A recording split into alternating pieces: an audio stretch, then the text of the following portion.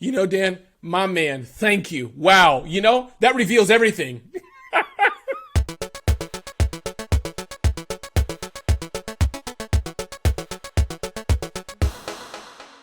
Welcome to Experience Points, presented by our friends at Avtex, who transform customer experience through CX design and orchestration. On Experience Points, contestants earn points by answering customer experience questions and share their insight on how to make your interactions remarkable. Those points turn into dollars for the charity of their choosing. I'm Dan Gingiss. And I'm Joey Coleman, and we'd love to introduce you to today's contestant.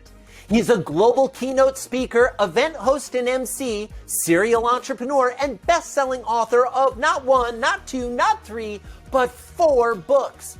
He's the entrepreneur in residence at Oracle NetSuite and a graduate of the FBI Citizens Academy. Ladies and gentlemen, friends, thank you for joining us, and please give a warm welcome to Ramon Ray. Hey guys, good to have you. Good to be here. Thanks for having me here. I appreciate it. You're going to be playing for a very special organization today that I know means a lot to you. Could you tell us about the organization and why you've decided to select them as your charity of choice? Absolutely. One of my big passions is young people. There's a number of young people that just have jacked up, terrible lives. It could be some of us, right? It could be you, Joey, me, Dan, whoever, you know, but we're here today and we're doing well. I want to make sure that those who may have jacked up lives today, you know, single parents or not enough food or abused, etc., that they have good lives. So NPower is an organization that trains young people with technical skills, using computers, programming, things on that side of the equation, right? And after they're trained, connects them to large companies and tries to help them get a job. So you can't beat training, which is great. And then the second half of that equation, helping somebody get a job and earn a living. So that's NPower. That's amazing. And, you know, and helping them get on their own feet and doing it for themselves is such a great solution. Sounds like a fantastic cause. Let's earn some money for NPower today. Here's the game we're going to play. We're playing a game called What Happened. In What Happened, listen to the first half of a real customer experience. Choose between 2 possible endings to complete the story. Answer correctly for 200 experience points. You will have the opportunity to earn an additional 50 points for each insight you share from your own experiences. You ready to get started, my friend? I am absolutely ready. Let's do it. All right, Ramon, this story is about the not-so-friendly skies. John and his wife were returning from a trip and connected through Chicago's O'Hare Airport. After landing, John got a notification on his phone that the next leg of the flight had been canceled and not even rescheduled. He rushed off the plane and headed over to the customer service desk for the airline, but no one was there. He tried the airline club, but the staff said they couldn't help. He returned to the customer service area to find that it had been staffed, but there were now hundreds of people in line, and all the elite passengers were being served first. What happened? So option number 1, John and his wife waited for 3 hours in line. When it was finally their turn, the agent told them that there were no other flights available for 72 hours because every single flight was now fully booked. To acknowledge this inconvenience, the airline offered them a $15 dinner voucher good at any restaurant in the airport. And here's the other option for what happened. John tried tweeting at the airline while his wife tried calling customer service. By the time they finally reached the front of the line at the airport, the agent at the desk, the customer service rep on the phone, and the social media manager on the airline's Twitter account had all given them an answer, but had given them 3 completely different answers. John and his wife weren't sure whom to believe and felt like never flying again. So Ramon, you've heard 2 options for what happened. Which one do you think shares the way the story actually ended? The 72 hours till your next flight, but a $15 dinner voucher, or 3 completely different reasons that will guarantee John and his wife will never fly again? Here's my thinking, and I will get this right. There's no question about it. I already know the answer. So, as I try to look sophisticated, is I think I'm leaning towards the second one. I don't know when this was. For all I know, this could have been in 1940 and you guys are pranking me and Twitter wasn't around. However, understanding somewhat of the rules of the show that, there's no trickery involved, my thinking is number 2, because waiting in line that long, assuming these are some smart people, whether vacation or not, you're with your lady or not, I can imagine that long wait, you're doing everything you can, the tweeting, the this, the that, the other. So just based on a best guess, not knowing all the details and participating in this lovely game, I'm leaning towards, but Dan, don't show the answer yet, leaning towards 2, number 2. But number 1 looks interesting because I can see that happening. Go ahead, Dan, yes. Mm-hmm. Well, I'm sorry, I'm hearing from the judges in my earpiece. I'm allowed to tell you that this did not happen in 1940. Dan, my man, thank you. Wow, that reveals everything. Look at it, exactly. There's a huge reveal. Well, Ramon, you believed that while both of these things could have been possible, yes, it was the second version of what happened. And I got to tell you, you were correct. Oh, my goodness. You got it right. That's fantastic. Right. Oh, wonderful, wonderful, wonderful. Great job, okay, Ramon. Thank you very much. And, that was just because I just assumed that happened. But I think sometimes this does happen to companies. Companies, right? They have different things that give different answers. Scripting is important. I think the second thing companies should do and can do is that the aspect of making sure that not only they have scripting, but I think the aspect that they're trained that when there's escalating things happening, things that are beyond the abnormal, beyond the normal, you have to take things up to a higher level. I think 3, communication is important all around. Somebody waiting in line for 3 hours or whatever it was, nobody wants to feel that, so I wonder, do they train for empathy as well? In these extraordinary times, we have to be empathetic. 5, segmentation. All customers, you can say public are equal, but we know they're not. So let's say that John and his wife, with the name, whatever the name was, were ballers. Hey, could you come to the side, Mr. Genghis, Mr. Coleman? We have a little something special for you. That people have been done that to me because we fly around a lot. So that's number 5. I think number 6 thing that's very important there is the aspect that people want to feel heard. So what they should have done is proactively said, we know that this is a jacked up situation. Please wait, and keep updating people. People don't mind if you don't come to the airport and pick them up. What they don't mind is that you didn't tell them you weren't coming. That's what the problem is. So those are a few things I think I can say is that on that. I think I'm about done. Whoa, Ramon. A few things. Are you kidding me? You just gave us a masterclass rundown of a half dozen things people could do to have made that situation better. I absolutely love it. One of the first things you started with, Ramon, is you were talking about scripts, but then you also talked about kind of that opportunity to pivot a little bit and try to do something different. Can you speak to how we can train our teams to follow a plan until it's time not to follow the plan, and to know when that moment is and be empowered to make that switch? Yeah, I think part of that, Joey, it's very hard, but I think part of that is investing probably in hiring the right person. I was just looking at a video a few minutes ago. It was on Navy SEAL dogs. Sorry, that's what it was on. And when you're getting dogs for Navy SEAL, Secret Service, dogs for police can be level 9. These dogs they use have to be level 10, 11, 12, if you feel what I'm trying to say. So point being, sometimes I think that just goes hiring the right person. I was working in a scenario one day at a nonprofit, I'll call it, to save the innocent, and they said, get some drinks, some soda.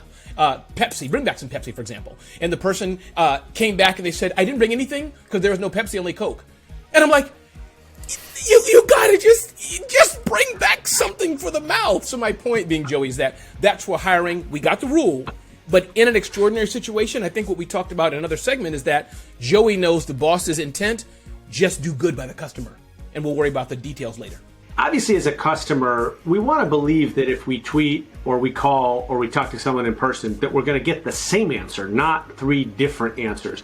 How does that work operationally, and how do we, again, it goes back to this training, but how do we make sure, they can go off script if needed, but it seemed to me, at least in this situation, there wasn't any script to even go off. Right. That's a good point. And I think that this is where probably Joey and Dan and others, part of this, you guys do this for a living. But here's my thinking is that this has happened to me at times. I've tweeted and the company said, thanks so much, we got it. Please call us. It's a pain, but you know what? They're mitigating right there, having the Twitter people answer questions. I felt heard. But they said call or go to this link. So if it helps, what I'm trying to say, Dan, is that I think it's tough. But I think when there's difficult situations, you really want to make sure when chaos is happening, Only Joey's going to be the one, the definitive knowledge. Dan and Ramon, you all just smile, give out lotion and cookies, but don't give the answer. Tell them to see Joey, if that makes sense in the silly way I'm trying to put it, because that helps then with the proper communication. Could you share a little bit, Ramon, about how thinking into the potential things gone awry is a planning step that an organization should do so that when they are, to your point, in that chaos mode, they've got a planned attack for how to handle it, as opposed to being in the chaos themselves trying to figure it out? Yeah, my guess, Joey, is that margins are so low is that companies, unfortunately, don't think about everybody's trying to cut costs. But I think, as you all know so well, you find that in the end, when it goes wrong, all that profit evaporates. So I think, yes, I think that's the answer. That's the name of the game, as those who are listening to us. Prepare, mitigate. And at the very least, I think there's two halves to that, I think, is that there's the technology, right? Which is a whole nother conversation, but does it work? Is it expandable? Is it going to crash? All those cool things that are automated, AI and all that stuff. But then there's a human dimension where I think that, right, hospitals do it and other people do it. I think it also works in just, boring stuff like whatever we sell and do, is that to train people, to your point, that, hey, listen, let's practice, right? There it goes. That's the word. Let's practice, Joey and Dan. We're in this company together. That all the phone lines went dead. What are we going to do? Let's practice some things we can do. And I think the last thing I'll leave with is the aspect of every time you're not going to get the math right or the science of it, but let's understand the ballpark of what we're trying to accomplish. Meaning, if it's a child, no children can be left in an unsafe situation. That's just, we're stopping the whole show if it's a child. Or somebody says they have a ventilator, battery powered. They take precedence automatically over everything. If that helps what I'm trying to say, things like that, you just kind of high level map out. Yeah, I think it's a really good point about there are certain things we can predict and other things that we can't. This was a fairly predictable situation. Joey, I'm going to credit this to you, even though I'm going to tell your story. Joey told a story on our podcast called Experience This about watching a movie on Amazon one day, and the download speed was really bad. And so he was getting a pixelated experience.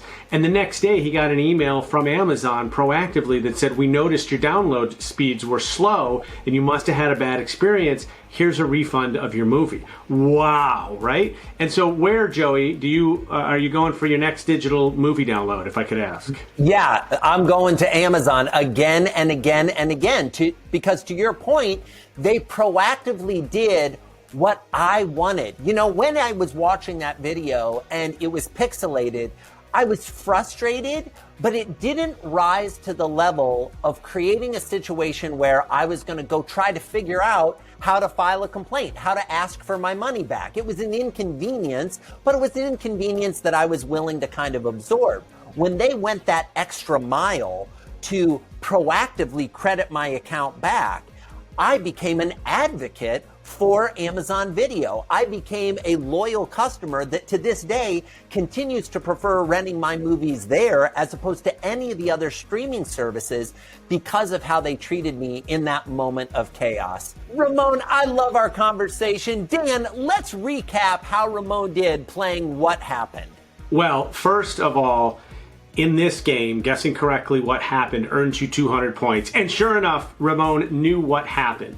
Now, he also had so many great insights that as he promised, my finger started hurting on the bell as I was hitting it so many times.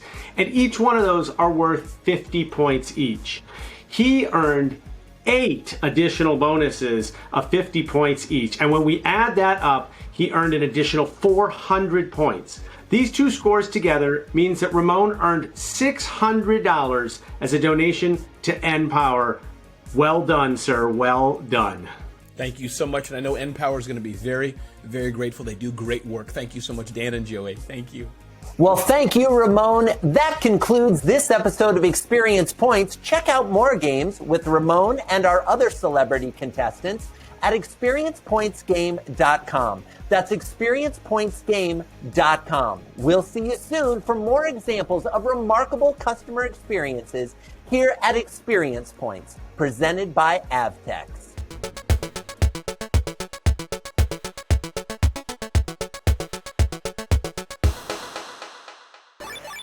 We all travel, so this one hits pretty close to home, I think. It does. I can really resonate and feel the pain of this couple as they were traveling. Ironically, the guy's name is John, so that's another thing we got going for us.